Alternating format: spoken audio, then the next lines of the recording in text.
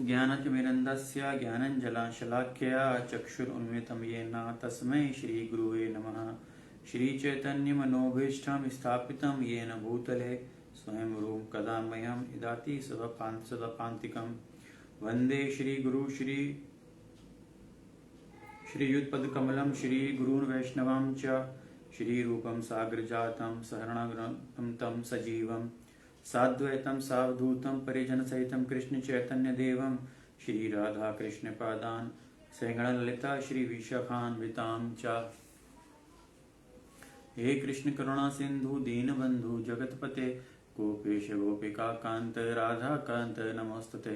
तप्त कांचन गौरांगी राधे वृंदावनेश्वरी विश्वानुसुते देवी प्रणमामि हरिप्रिये।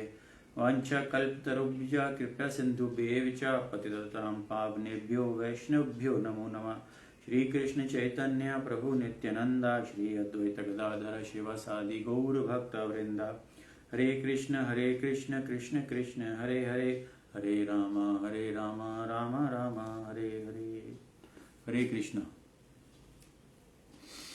जैसे कि आप सभी को विदित है कि आज श्री राम का अयोध्या में प्राण प्रतिष्ठा के अवसर पर आप सभी को हार्दिक अभिनंदन एवं हार्दिक बधाई का विषय है।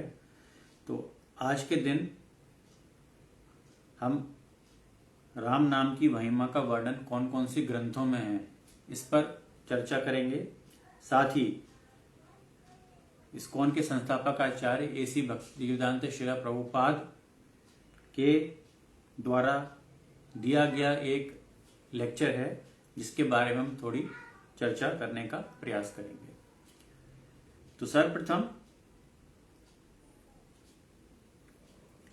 जो रामायण है वो श्री राम के जीवन से संबंधित इसका मूल स्रोत महर्षि वाल्मीकि द्वारा रचित रामायण को माना गया है, जो कि संस्कृत भाषा में लिखा हुआ एक काव्य है। उन्होंने प्रभु श्री राम के पावन एवं आदर्श चरित्रों को लिपिबद्ध किया है। यह महाकाव्य हमें त्याग, कर्तव्य, धर्म पर चलने की प्रेरणा देता है।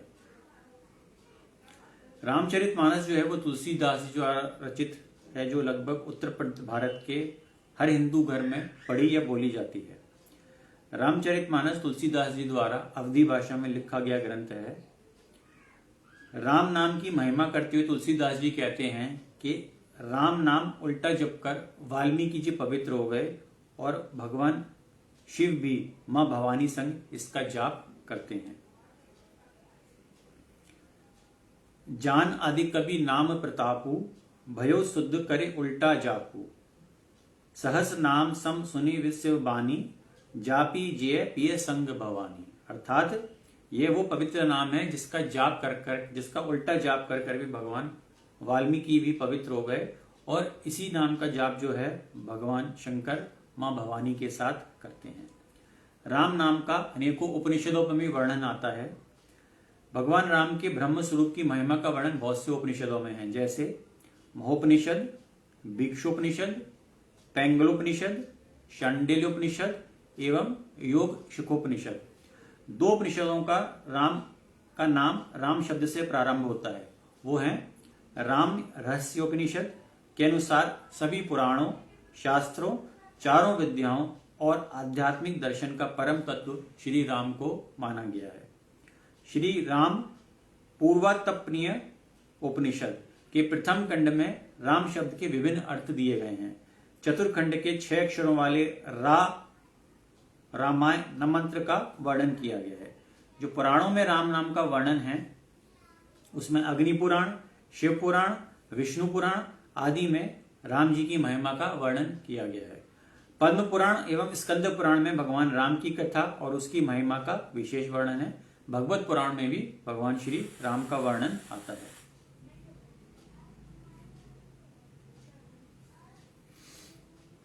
भगवान शंकर कहते हैं राम रामेति रमेति रमे रमे मनोरमे शस्त्र नाम तुल्यम राम नाम वरानने। अर्थात हे सुमुखी, मैं तो राम राम राम इस प्रकार जप करते हुए परम मनोहर श्री राम नाम में ही निरंतर रमण करता हूँ।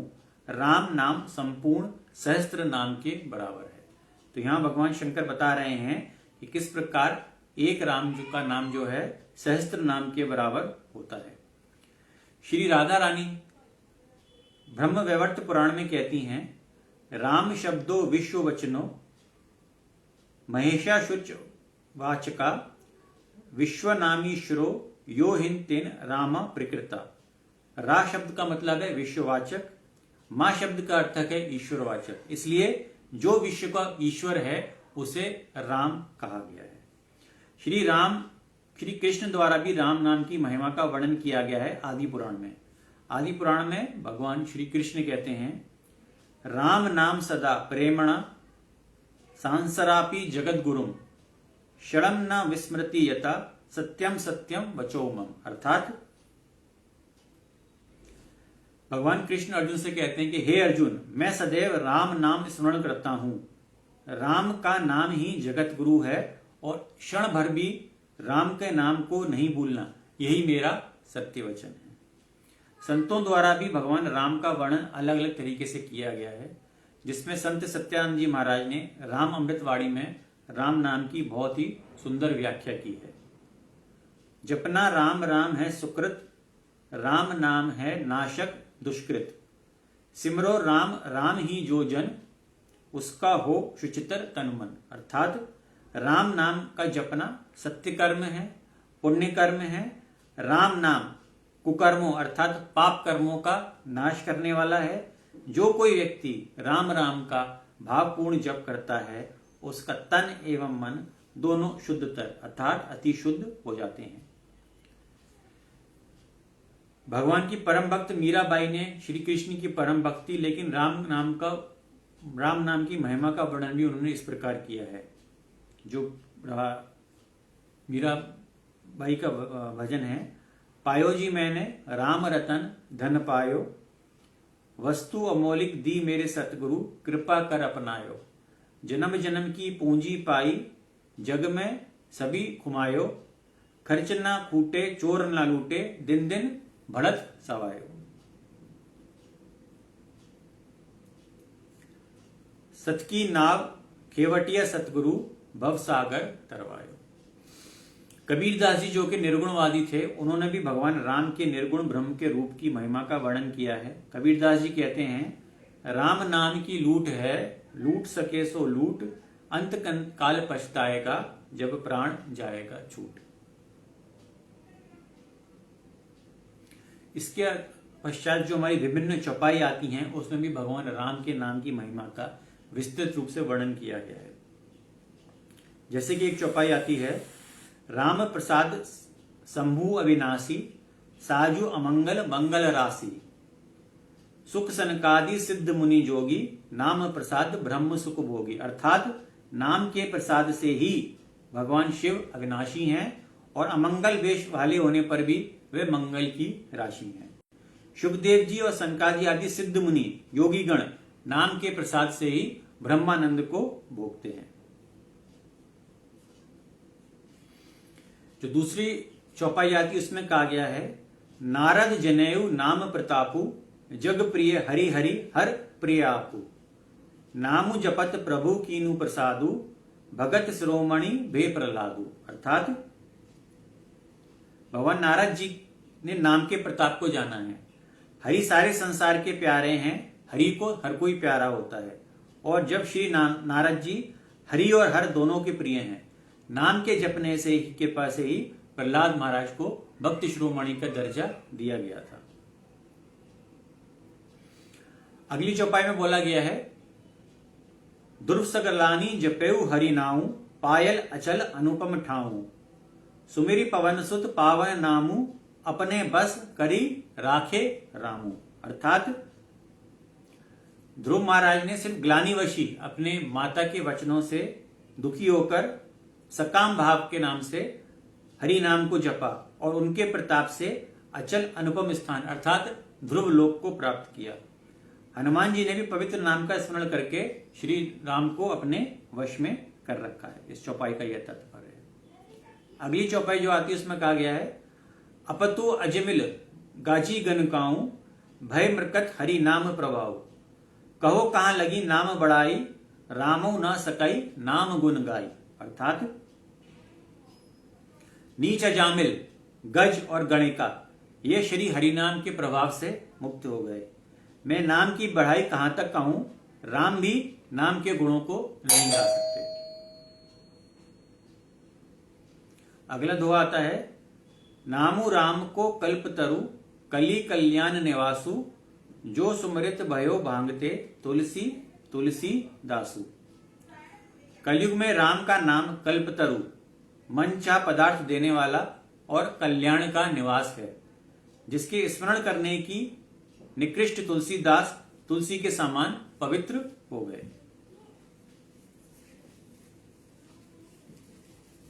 अगली चौपाई आती है, चहु जुग तीनि काल तिहु लोका, भय नाम जपी जीव विशोका।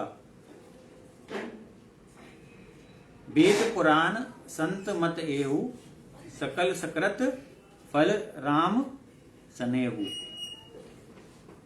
भावार्थ में कहा गया है, केवल कलयुग की बात नहीं, चारों युगों में, तीनों काल में, तीनों लोक में नाम को जपकर जीव शोक रहित हुए हैं।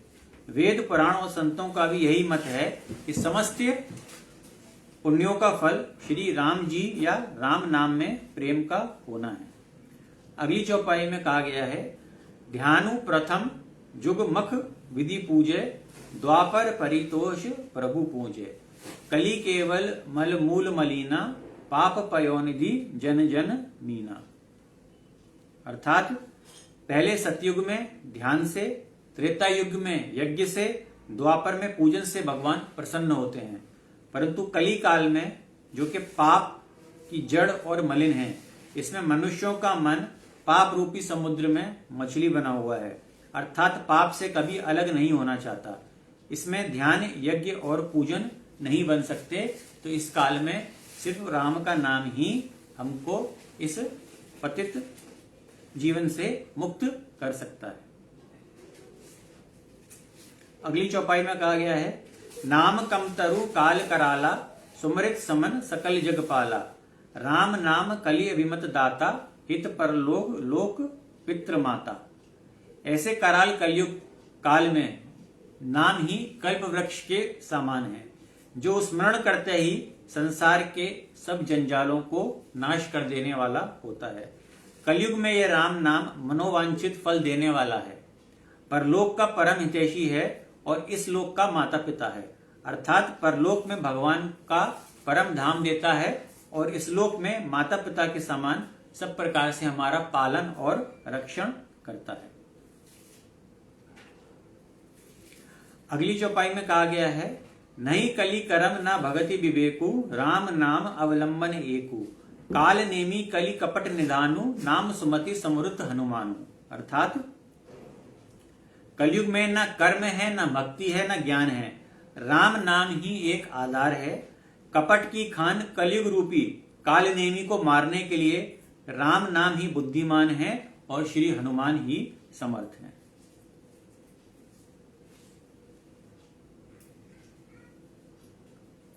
अगले दोहे में कहा गया है, राम नाम नर केसरी, कनक सिपु कलिकाल, जापक जर प्रहलाद जिमी, पालही दही लग सुरसाल।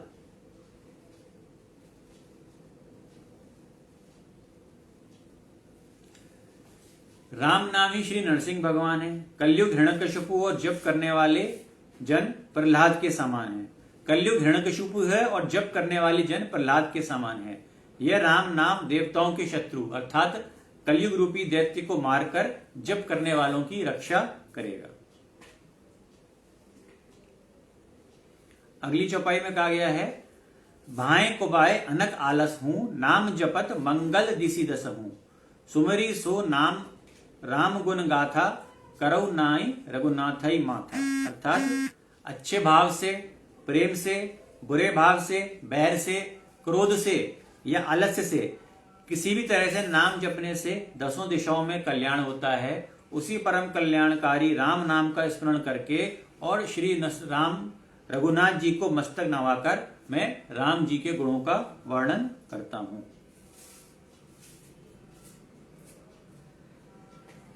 स्कंद पुराण में राम नाम का वर्णन किया गया है। राम नामेव नामे एव जीवनम कलौ नास्तेव नास्तेव नास्ते एव गतिरन्यथा। अर्थात इस कली काल में श्री राम के नाम के अलावा और कोई भी माध्यम नहीं है जिसके द्वारा हम इस कली काल में मुक्ति को प्रदान कर सकें।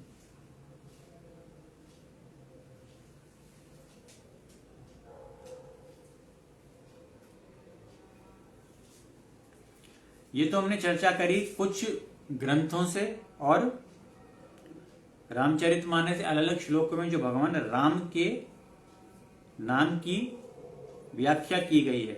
लेकिन यदि हम अपनी व्यवहारिक भाषा में देखें तो भगवान राम हमारी संस्कृति, हमारी आस्था, हमारी सभ्यता का मध्य है। अर्थात उनके इर्द गिर्द ही हमारी सारी सांसारिक बोलने का तरीका, बातचीत, उसमें राम नाम किस तरह समाहित हैं उसको हम इस प्रकार से समझ सकते हैं कि राम का नाम ही है जो हम स्वाभाविक रूप से प्रसन्न होने पर, किसी की मृत्यु होने पर भी, हैरानी में भी, खुशी में भी, आश्चर्य में, हर परिस्थिति में लेते हैं।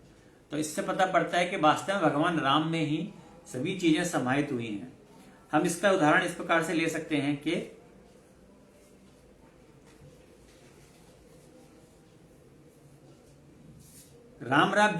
जब राम राम आपस में दो लोग बोलते हैं तो 2 बार राम राम बोलते हैं।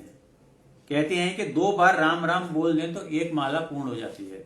ये हमारा बातचीत का, बोलचाल का विषय है जो कि धीरे धीरे अब बड़े शहरों में और दूसरी जगह खत्म होता जा रहा है। जनरली पहले हम राम राम, जय श्री राम, राधे राधे ऐसे करके एक दूसरे का अभिवादन करते थे। लेकिन आजकल के समय में ये जो है सीमित रह गया है हाय हेलो तक। तो अगर हम देखें तो उसमें बताया गया है कि जब व्यक्ति एक बार राम राम बोलता है और दूसरा व्यक्ति उसका प्रत्युत्तर देता है राम राम कह के, 2 बार राम राम कहने पर वास्तव में हमारी एक माला पूर्ण हो जाती है। जब हमको आश्चर्य होता है किसी भी चीज वस्तु पर तो हम हे राम कहते हैं। जब किसी परिस्थिति हमारे लिए जीवन में बहुत विषम हो जाती है तो हम राम राम राम कहते हैं।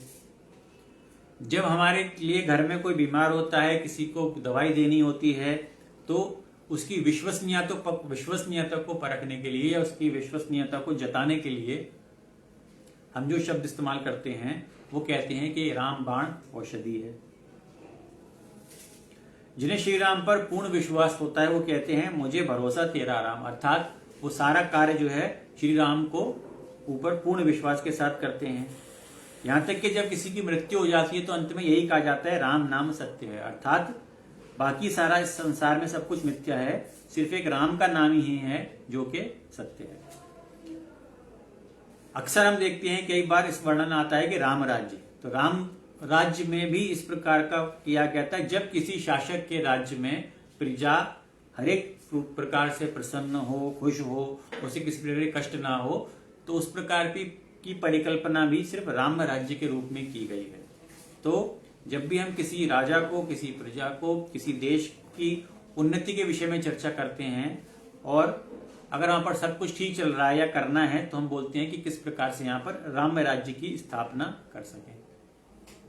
यदि कोई अपनी आप ही बीती सुनाता है तो हम कहते हैं कि वो राम कहानी सुना रहा है। और भारतीय राजनीति में तो कई बार हमको देखने में मिलता है कि लोग दल बदलकर एक दूसरे की पार्टियों में चले जाते हैं। तो इसके विषय में भी एक कहावत होती है, इसको बोलते हैं आया राम गया राम। जो ऊपर से भक्त होते हैं और ठगने का प्रयास करते हैं उसके लिए भी कहा गया है राम राम जपना पराया माल अपना। इसके अलावा एक और हम कहते हैं मुंह में राम बगल में छुरी। जो बाहर में मित्र जैसा व्यवहार करे और पीछे से नुकसान पहुंचाए, या राम जाने। अर्थात हम उस चीज की विश्वसनीयता के बारे में नहीं जानते। तो यदि हम देखें शुरू से, तो चाहे हमारे ग्रंथ हो, चाहे हमारे उपनिषद हो, चाहे हमारे वेद हो, चाहे हमारे रोजमर्रा की बोलचाल की भाषा हो, हम ये देखते हैं कि भगवान राम प्रत्येक भारतीय के मन में, कण कण में एवं रोम रोम में बसा हुआ है। लेकिन उसकी परिकल्पना, उसकी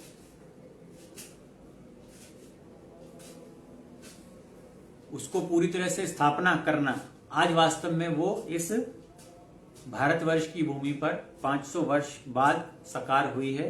और भगवान राम ने अपने जीवन में कितने कष्ट सहे, इसके बारे में हम अभी श्रील प्रभुपाद का लेक्चर है उसके ऊपर थोड़ी सी चर्चा करेंगे, एवं भगवान श्री राम के जीवन से हम क्या क्या सीख सकते हैं इसके ऊपर भी हम थोड़ी सी चर्चा करेंगे। तो श्रील प्रभुपाद का ये लेक्चर है, इसमें वो बता रहे हैं कि कोई भगवान कैसे बनता है। आजकल जो भी है वो कहता है कि मैं भगवान हूं या ये ऐसा नहीं है। भगवान की एक प्रॉपर डेफिनेशन है। डेफिनेशन का मतलब भगवान की एक प्रॉपर व्याख्या की गई है, जिसमें से एक आता है ऐश्वर्यस्य समर्गस्य, अर्थात समग्र माने पूर्ण। कोई भी भगवान से किसी भी चीज में भगवान से किसी भी चीज की तुलना नहीं हो सकती। यदि हम भौतिक दृष्टि से संसार में देखें तो कोई व्यक्ति ये कह सकता है कि मैं अमीर हूं, उससे अमीर कोई दूसरा व्यक्ति हो सकता है, उससे अमीर कोई तीसरा व्यक्ति हो सकता है, लेकिन भगवान से उनकी किसी भी प्रकार से फिर भी तुलना नहीं की जा सकती। यहाँ श्रील प्रभुपाद उदाहरण दे रहे हैं कि आप ये कह सकते हो कि I am richer than Ford और रॉकफेलर, अर्थात आप ये कह सकते हो कि मैं फोर्ड या रॉकफेलर से तो रिच हूं, लेकिन आप ये नहीं कह सकते कि I am richer than God, अर्थात आप ये कैसे भी नहीं कह सकते कि मैं भगवान से अमीर हूं। इसलिए भगवत गीता में 7वें अध्याय के 7वें श्लोक में भगवान कहते हैं, मतः परत्रम नन्यत किंचित अस्ति धनंजया मयि सर्वम इदम प्रोतम सूत्रे मणि गण एवा, अर्थात हे धनंजय, हे अर्जुन, इस संसार में ऐसा कोई भी नहीं है जो मेरे तुल्य हो या मेरे से बढ़कर हो।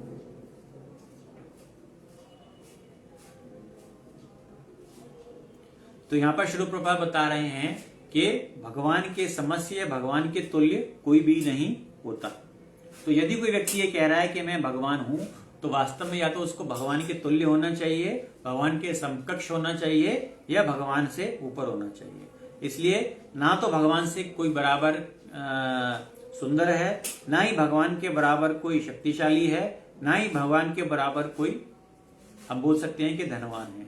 ये सारे गुण सिर्फ भगवान में ही हमको मिलते हैं। इसी तरह से आगे श्रील प्रभुपाद श्री रामचंद्र का उदाहरण दे रहे हैं कि किस प्रकार से श्री रामचंद्र एक राजा होते हुए भी एक सन्यासी थे। उन्होंने अपने पिता के आदेश पर,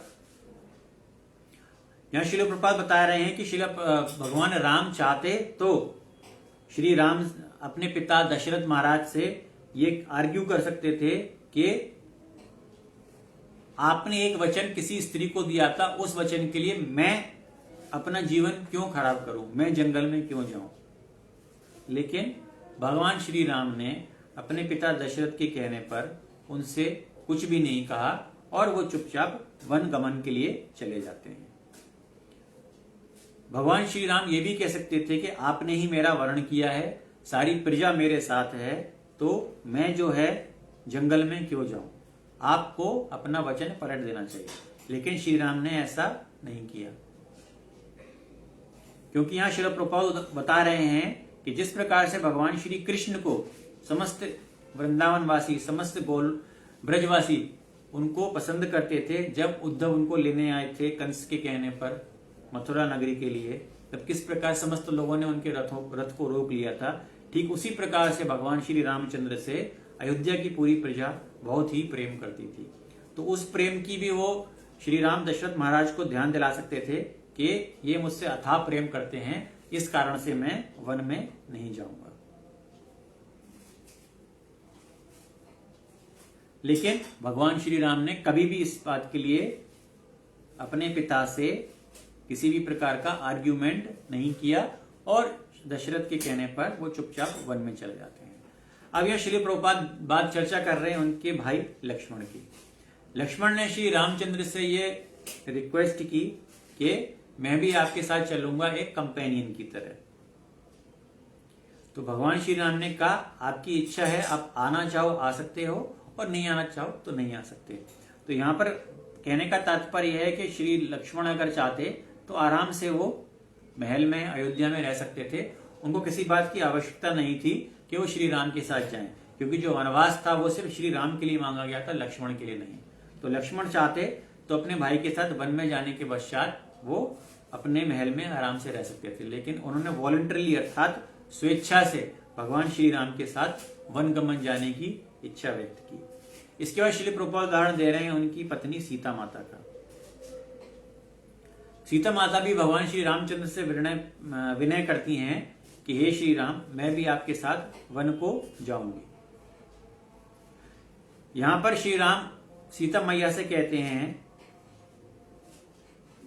सीता आप मेरे साथ नहीं आ सकती, क्योंकि वन का जीवन सरल नहीं होता। आप एक राजा की पुत्री हैं और आपका भरण पोषण बहुत ही सुंदर तरीके से किया गया है। आप जंगल में होने वाली अर्थात वन में होने वाली सुविधाओं को सहन नहीं कर पाएंगे। लेकिन यहाँ सीता माता क्या उत्तर दे रही हैं? सीता माता उत्तर दे रही हैं कि मैं आपकी पत्नी हूं, इसलिए मुझे आपके साथ हर जगह होना अनिवार्य है। तो यहाँ श्री प्रभुपाद उदाहरण दे रहे हैं एक स्त्री का, जो कि अपने पति के साथ जंगल में जाने को भी तैयार थी, सीता मैया। तो यहां श्रील प्रभुपाद आगे ये भी बता रहे हैं कि किस प्रकार से एक पत्नी अपने पति के लिए हर एक परिस्थिति में साथ देने को तैयार रहती है। इसका मतलब यह नहीं है कि पति जो है वो बहुत धनवान ही हो या पति किसी भी परिस्थिति में हो, पत्नी को हमेशा उसका साथ देना चाहिए। इसलिए हम अंग्रेजी में बोलते हैं बेटर हाफ। तो बेटर हाफ का मतलब है कि जब श्री राम वन में जा रहे थे तो सीता मैया ने भी ये इच्छा व्यक्त की कि वो भी श्री राम के साथ जंगल में जाएंगी और वन में जाके श्री राम के साथ ही 14 वर्ष का वनवास काटेंगी। तो यहाँ कहने का तात्पर्य श्रील प्रभुपाद हमको ये समझाना चाह रहे हैं कि इस जीवनी से भी हमको ये सीखने को मिलता है कि किस प्रकार से एक आदर्श पति पत्नी अपना जीवन साथ में बिता सकते हैं।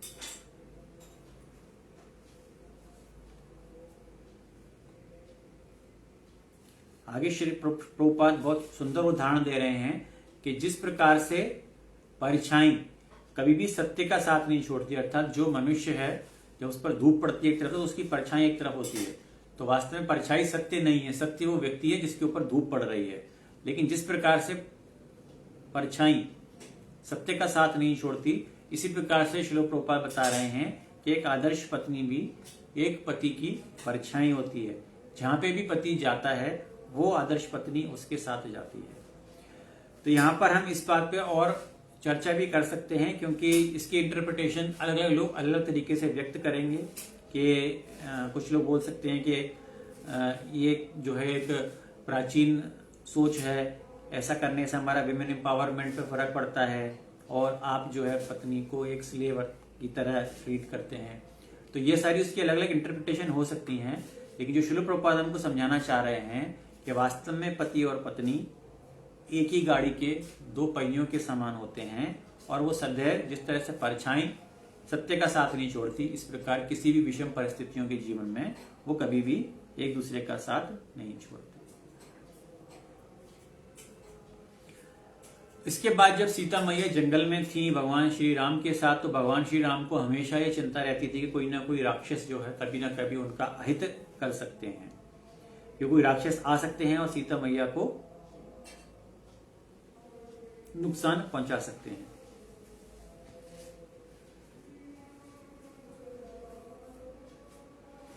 तो इसी के रूप में हमको मिलता है जब रावण सीता मैया का हरण कर लेता है। तो जब सीता मैया का रावण हरण कर लेता है तो श्री रामचंद्र जो है इस चीज का उदाहरण प्रस्तुत करते हैं कि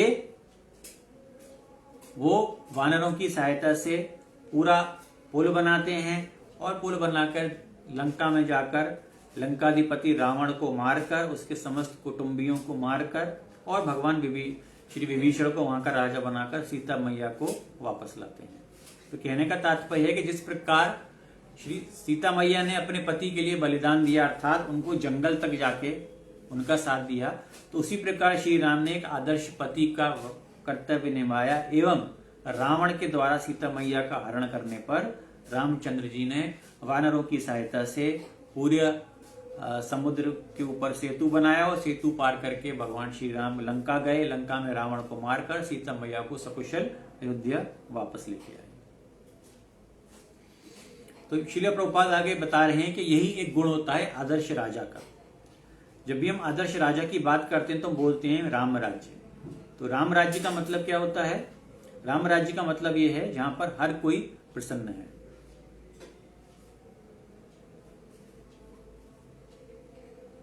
तो यहां पर श्रील प्रभुपाद उदाहरण दे रहे हैं कि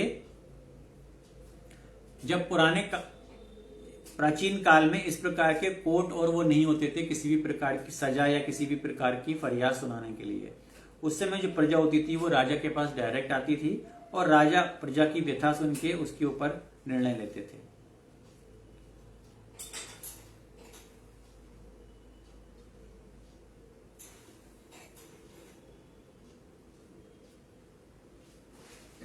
तो यहाँ श्री प्रभुपाद उदाहरण दे रहे हैं कि एक बार एक व्यक्ति राजा के पास आता है और राजा से कहता है कि हे राजन, मेरे रहते हुए मेरे पुत्र की मृत्यु हो गई। तो वास्तव में वो जो राम राज्य था उसमें कभी भी ऐसा नहीं हुआ कि पिता के सामने किसी पुत्र की मृत्यु हुई हो या इस तरह की कोई और घटना घटित हुई हो। तो ये बहुत ही एक अननेचुरल इंसिडेंट था। यहाँ पर ये बता रहे हैं कि जिस प्रकार से आज हम बात करते हैं कि राजा किस चीज के ऊपर निर्भर है, लेकिन वास्तव में उस समय उस राम राज्य की परिकल्पना इस तरीके से की गई है कि वास्तव में जिस प्रकार से राजा का चरित्र था उसी प्रकार से राजा ही रिस्पॉन्सिबल होता था कि वहां पर यदि सूखा पड़ रहा है, वहां पर यदि बहुत ज्यादा गर्मी पड़ रही है, वहां पर बहुत ज्यादा सर्दी पड़ रही है। तो ये सारे गुण बताए गए हैं कि किस प्रकार से वास्तव में राजा जो होता था वो स्वयं भगवान के एक दूत के रूप में शासन करता था और राजा ही होता था जो कि प्रजा को अपने पुत्र की तरह, प्रजा को अपने परिवार की तरह रहकर उसका भरण पोषण करता था। इसके बहुत से उदाहरण हमको श्रीमद् भागवतम में भी मिलते हैं जहां पे कि वास्तव में हम अलग अलग राजाओं का जब चरित्र पढ़ते हैं जैसे कि युधिष्ठिर महाराज का, तो हमको देखने को मिलता है कि वो सिर्फ जो है अपने प्रजा के हित के बारे में सोचते थे और जो प्रजा थी वो भी राजा का पूर्ण सम्मान करती थी। तो जो राम राज्य की परिकल्पना हमको रामायण से सीखने को मिलती है वो वस्तु विशेष इस रूप में है कि जिस प्रकार से राजा का कर्तव्य है प्रजा के प्रति, उसी प्रकार प्रजा का कर्तव्य होता है राजा के प्रति। तो हमको ये समझने का प्रयास करना चाहिए कि सिर्फ ऐसा नहीं है कि एक राम मंदिर में प्राण प्रतिष्ठा से ही कार्य पूर्ण हो जाता है। राम मंदिर में प्राण प्रतिष्ठा सिर्फ एक शुरुआत है और इसको आगे ले जाकर जो हमारी प्रजा है, जो हमारा राष्ट्र है, उसको एक नए राष्ट्र के रूप में इसका निर्माण, इसकी आधारशिला पर उसका हमको निर्माण करना चाहिए।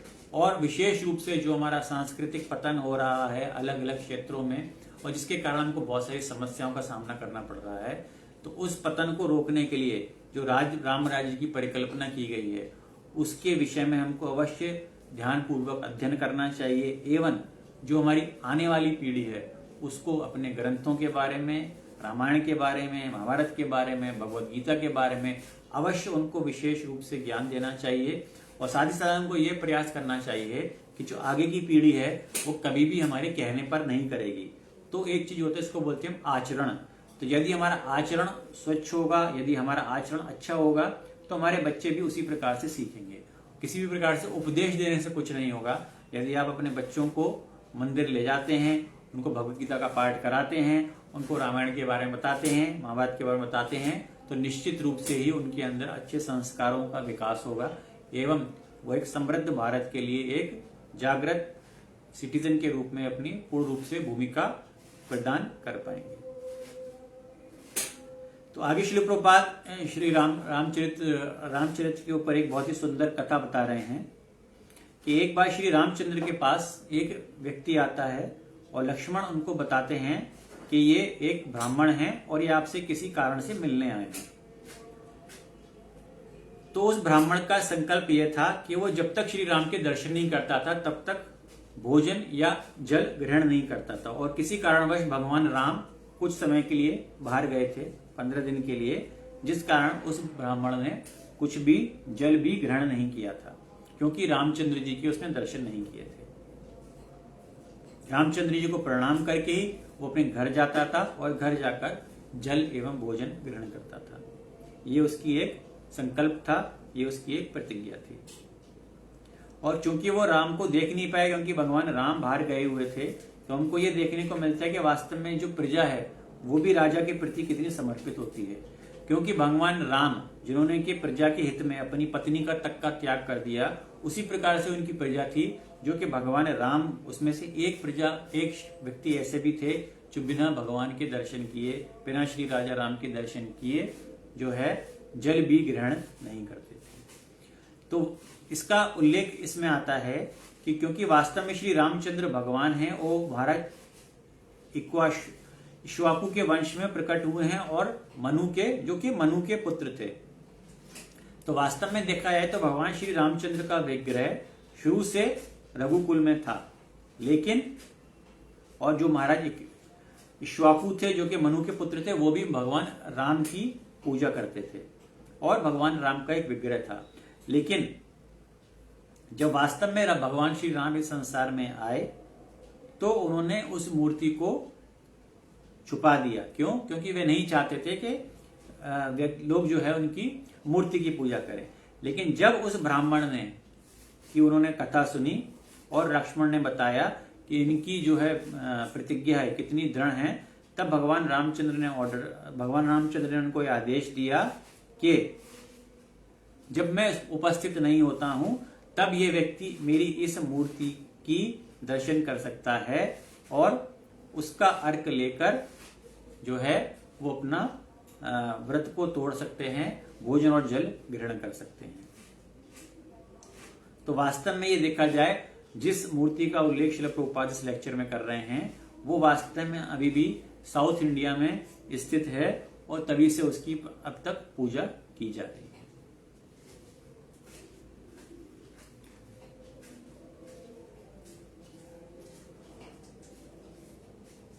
तो यहां पर आगे श्रील प्रभुपाद बता रहे हैं, हमको उदाहरण दे रहे हैं कि श्री राम अपने वचन के कितने सच्चे थे कि जब रावण ने उनकी पत्नी का हरण कर लिया तो श्री राम चाहते तो अयोध्या जाकर अपनी सेना लेकर रावण के ऊपर आक्रमण कर सकते थे, लेकिन श्री राम ने अपने वचन के कारण ऐसा नहीं किया एवं उन्होंने जंगल जाकर भालू, बंदरों, हनुमान, सुग्रीव आदि के साथ मिलकर एक विशाल सेना को तैयार किया एवं उन्होंने इनकी सहायता से ही लंका पर आक्रमण किया और लंका पर विजय प्राप्त करी। तो यहां से हमको ये भी सीखने को मिलता है कि जिस प्रकार से भगवान श्री राम ने अपना वचन पूर्ण किया, उस वचन को पूर्ण करने के लिए उन्होंने हमेशा इस चीज का ध्यान रखा कि वचन ही सर्वोपरि है और उसके अनुसार ही उन्होंने अपने जीवन का यापन किया। इसके बाद उन्होंने बहुत बड़ा ब्रिज बनाया, बहुत बड़ा पुल बनाया, राम सेतु बनाया और भगवान राम की कृपा से, उनके नाम की महिमा से उस पानी पर पत्थर भी तैर गए। पत्थर को, उस ब्रिज को क्रॉस करके श्री राम वहां पर गए, रावण को युद्ध में हराया एवं सीता मैया को वापस लेके आए। जो भगवान श्री राम का चरित्र से है, इससे हमको एक चीज और मिलती है जो कि सनातन धर्म की विशेषता है। सनातन धर्म की विशेषता यह है कि सनातन धर्म कभी भी आक्रामक नहीं रहा, कभी भी विस्तारवादी सोच का नहीं रहा। श्री राम चाहते तो किष्किंधा पे बाली का वध करने के बाद उस राज्य को अपने राज्य में मिला लेते। श्री राम चाहते तो रावण का वध करने के बाद, लंका को विजय करने के बाद लंका को भी अयोध्या का हिस्सा बना लेते, या अपना एक दूत कोई रिप्रेजेंटेटिव के रूप में दोनों ही देशों में किष्किंधा एवं लंका में तैनात कर देते। लेकिन श्री राम ने ऐसा नहीं किया। श्री राम ने दोनों जगह विजय प्राप्त करी। किष्किंधा का राज्य सुग्रीव को सौंपा एवं लंका का राज्य विभीषण को सौंपा। तो ये भी हमें देखने को मिलता है कि जो हमारे सनातन धर्म की एवं जो हमारे रामचरित्र और रामायण की विशेषता है कि हमारी सोच कभी भी विस्तारवादी नहीं है, हमारी सोच कभी भी किसी को परेशान करने की नहीं है। हम लोग हमेशा से जो है दूसरों को एक, जिसको बोलते हैं वसुधैव कुटुंबकम, कि सारा विश्व ही मेरा संसार है, समस्त जीव जंतु ही मेरे संसार हैं। इस प्रकार की प्रेरणा भी हमको श्री राम के जीवन से मिलती है। जिस प्रकार श्री राम ने अलग अलग पशु पक्षी, जैसे में विशेष रूप से उल्लेख आता है जटायु का, जिन्होंने कि सीता मैया की रक्षा करते हुए अपने प्राणों की आहुति दे दी, उन जटायु का भगवान श्री राम ने स्वयं अपने हाथों से अंतिम संस्कार किया। तो यदि हम देखें कि वास्तव में श्री राम जो है अपने पिता दशरथ का अंतिम संस्कार नहीं कर पाए, लेकिन उन्हीं भगवान श्री राम ने एक पक्षी जो कि जटायु थे उनका अंतिम संस्कार किया। इसका उदाहरण हमको बहुत सुंदर मिलता है। जब भगवान श्री राम जो है पुल बना रहे थे, तो पुल बनाते समय उस पुल पर छोटे छोटे बीच बीच में गैप हो रहे थे, तो एक छोटी सी गिलहरी ने उसमें छोटे छोटे पत्थर डालकर एक भरा, जिससे कि भगवान राम के पैर में कोई कंकड़ ना चुके। तो श्री राम ने उस गिलहरी को उठाया और प्रेम पूर्वक उसकी पीठ पर भी हाथ फेरा। तो ये भी हमको देखने को मिलता है कि जो हमारा आजकल का जो एक सोच है कि किस प्रकार से हम प्रकृति का कितनी तरह से दोहन कर सकते हैं। हम प्रकृति का अननेसेसरी यूज करते हैं, नेचुरल रिसोर्सेज का अननेसेसरी यूज करते हैं। दूसरे पशु पक्षी को अपने स्वार्थ के लिए मारते हैं, खाते हैं, वो पता नहीं किस किस चीजों का हम प्रयोग करते हैं। तो भगवान श्री राम ने जो कल्पना की थी उसमें उनके लिए, चाहे वो पशु हो, पक्षी हो, दानव हो, राक्षस हो, देवता हो, गंधर्व हो, सभी भगवान के लिए एक समान थे, इसलिए राम राज्य की परिकल्पना की गई थी। तो ये भी हमको रामायण से सीख मिलती है कि किस प्रकार हम समस्त पशु पक्षी जो भी हमारे जीव जंतु हैं सभी के एक सामंजस्य से एक अच्छी परिस्थिति में रहें, एक सामंजस्य बना के रहें और उनका प्रकृति का दोहन ना करें। आगे श्रील प्रभुपाद कहते हैं कि श्री ब्रह्म संहिता के 5वें अध्याय के 39 श्लोक में कहा गया है, रामादि मूर्तिषु कलयनीयनम तिष्ठन् नानावतरम अकरोद भुवनेषु किंतु कृष्ण स्वयं संभवतः परम पुण्ययोमो गोविंदम आदि पुरुषम तम हम भजामि। अर्थात श्री राम या श्री कृष्ण वास्तव में पूर्ण भगवान है। श्री कृष्ण ही जो है पूर्ण पुरुषोत्तम पुरुष हैं और इन्हीं से जो है समस्त अन्य रूपों की रचना होती है। अद्वैतम अच्युतम आनंदम अनंत रूपम।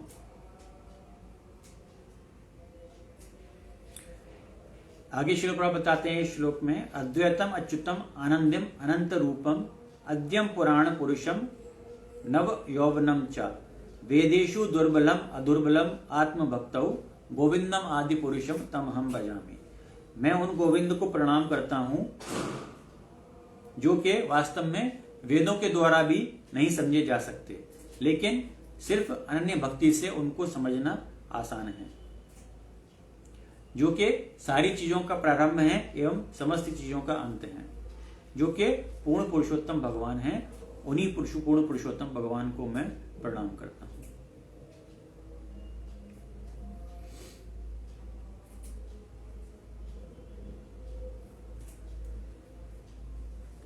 आगे श्रील प्रभुपाद बताते हैं कि किस प्रकार से हमको भरत महाराज जो कि श्री राम के भाई थे, उनके जीवन से भी किस प्रकार शिक्षा लेनी चाहिए। जब भरत को पता पड़ता है कि कैकेयी माता ने मंथरा के कहने पर श्री राम को 14 वर्ष का वनवास एवं भरत के लिए राजगद्दी मांगी थी, तो उन्होंने आकर उसको ठुकरा दिया और श्री राम को ढूंढते हुए वन में गए और वहां जाकर उनसे विनती करी कि आप आइए और वापस से आकर अपना शासन ग्रहण कीजिए। लेकिन श्री राम ने मना कर दिया। तो श्री राम के मना करने पर भरत ने श्री राम की चरण पादुका लेकर अयोध्या में स्थापित करी और एक केयर टेकर अर्थात भगवान के प्रतिनिधि के रूप में 14 वर्ष तक अयोध्या का शासन किया।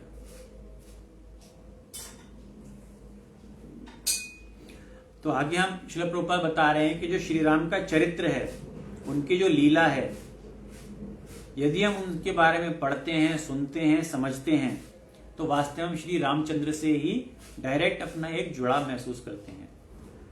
श्रील प्रभुपाद विशेष रूप से बताते हैं कि भगवान के नाम में, भगवान के रूप में और भगवान की लीलाओं में और भगवान में स्वयं में कोई अंतर नहीं है। ये एक बहुत बड़ा विषय है जिस पर कई बार चर्चा की गई है। वास्तव में भगवान गीता में भी कहते हैं और कई बार कहा गया है कि जो भगवान का नाम है और भगवान में कोई भी अंतर नहीं है। यदि कहा जाए तो वास्तव में भगवान का नाम जो है भगवान से भी बड़ा है। इसलिए यदि हम भगवान राम का, भगवान कृष्ण का नाम जपते हैं, चैंटिंग करते हैं, भगवान की लीलाओं का श्रवण करते हैं, उनकी जो अलौकिक गुण हैं उनके बारे में विस्तृत रूप से पढ़ते हैं और संतों का संग करते हैं, साधु संग करते हैं, तो अवश्य हमको श्री राम की कृपा प्राप्त होगी। तो हमको इसका जो है वास्तव में इसका हमको लाभ उठाना चाहिए कि आज इस कली काल में, आज के दिन श्री राम की अयोध्या में प्राण प्रतिष्ठा हुई है, तो शुद्ध भक्तों का संग करके, भगवान की लीला सुन के, भगवान का नाम जप के किस प्रकार से जो हमारी चेतना है, जो हमारी कॉन्शियसनेस है, हम उसको पवित्र कर सकते हैं और वास्तव में अपना जीवन को हम जो है सब प्रकार से सुखी कर सकते हैं।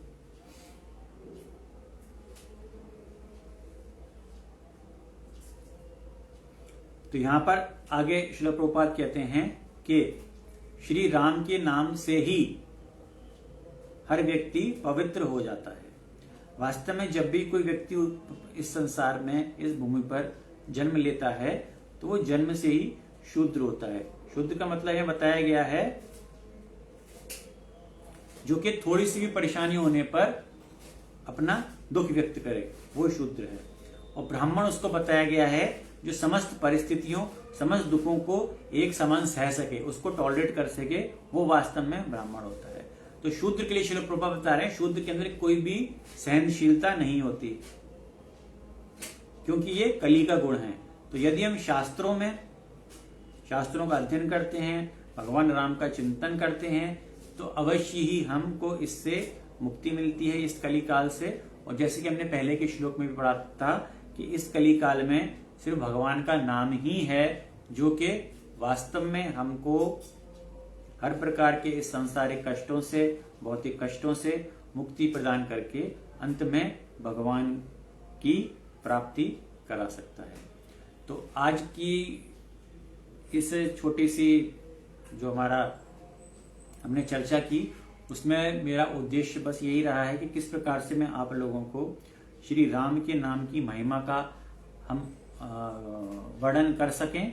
जिस प्रकार से हमने शुरू में अपनी क्लास में देखा था कि अलग अलग ग्रंथों में, अलग अलग उपनिषदों में, अलग अलग वेदों में किस प्रकार से भगवान राम के नाम की महिमा का वर्णन किया गया है, किस प्रकार रामचरितमानस में भगवान राम की महिमा का वर्णन किया है, एवं किस प्रकार से रामनवमी के इस लेक्चर में श्रील प्रभुपाद ने राम के जीवन के विभिन्न चरित्रों का वर्णन किया है, उनके विभिन्न चरित्रों से हम क्या सीख सकते हैं, इसका वर्णन किया है। तो अंत में मैं आप सभी को फिर से, जो आज श्री राम की अयोध्या में प्राण प्रतिष्ठा हुई है, उस सब के लिए फिर से आपको हार्दिक बधाई देता हूँ।